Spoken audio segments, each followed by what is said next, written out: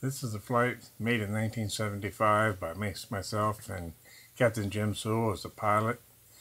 And we were flying an experimental color film for Eastman Kodak Company.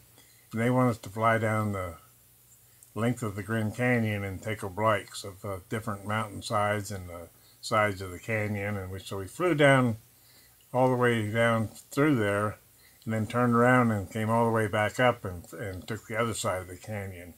I shot 2 rolls of 8mm movie film kind of out the window as we were flying along, and that's what these pictures are of. I actually shot 2 rolls, but I never did get the other roll developed, and as being they no longer do 8mm film anymore, I haven't had those others developed. Sides of the canyon and the terrain inside the canyon, and sometimes looking down at the river and just kind of a sightseeing pictures down through the Grand Canyon. I wish I'd have got that other roll developed because it was coming up the other side of the canyon and we'd have had both sides, but I didn't, and so here's what we got, and I'll put it up there for you guys to take a look at and see what you think of it. It at least shows the Grand Canyon out the windshield of a Mohawk. It's a beautiful place down in there, and I can see why people want to go out there and see this great big huge canyon. And we flew the whole entire length of it, so it was quite a long flight down through there. And when we got back, people got to asking us, "Well, did you see those big cables across the canyon?" And I says, "No, we didn't see no cables across the canyon. If they were there, they missed us." So anyway, we flew down through there without seeing the cables and without having any problems. And I understand that you're not supposed to actually fly down inside the canyon, but we did and made it out okay.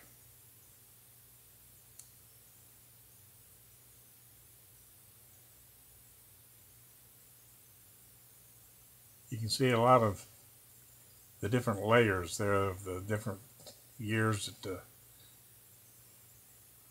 sides of this canyon were eroded away, and you can kind of see layers of different types of rocks and stuff in the canyon. It's kind of a beautiful place, and I can see why they'd want to set it aside.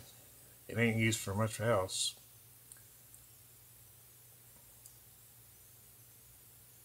Here again, you can see the layering of all the different periods of erosion on the sides of the canyon.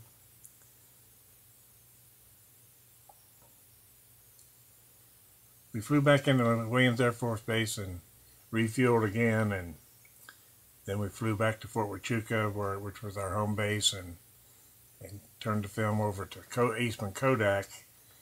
And for doing this for them, they sent us all pictures of taken from space, of the Grand Canyon from space and of the astronauts up in space, and a pretty nice set of pictures. And I still have those pictures taken of the astronauts and things when they were up in the space. But I never did see the actual photographs that we took for Kodak. So we also took some color nose camera film when we were in there, but I never saw that either. So that ends the photo mission into the Grand Canyon, taken in 1975 with me, Stan Bloom, and Captain Jim Sewell. Captain Sewell later took over as company commander when I was the first sergeant in 172nd MI in Alaska. And that is the end.